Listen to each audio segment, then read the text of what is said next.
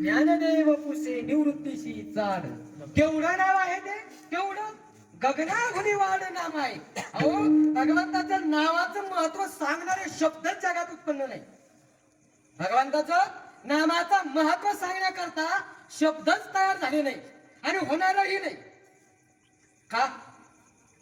त्याचं उत्तर ज्ञानोबाने दिलं. गगनाहुनी वाढ नाम आहे. आता गगन आहे केवढं, हे जे दिसतं तेवढंच गगन आहे.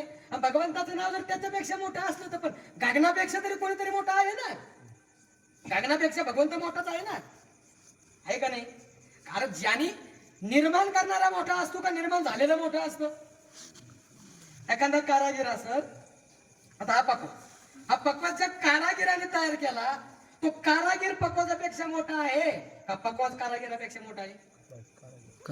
कारागीर पक्वाजापेक्षा मोठा आहे. तो मोठा आहे म्हणूनच त्याच्या बुद्धीतून हा तयार झाला. म्हणजे तयार करणारा काय मोठा आहे. मग हे जे आकाश आहे, गगन म्हणजे आकाश, हे गगन कोणीतरी तयार केलेलं असेल ना. निळोबाऱ्यांची गोळ नाही बघा. एकलेने कंठेची म्हणून यायने केले निर्माण 14 भुवने. पुढं काय?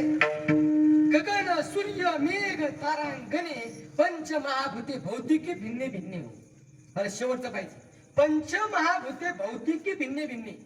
पंचमहाभूत कोणते आहे? आकाश, वायू, तेज, पृथ्वी आणि जल.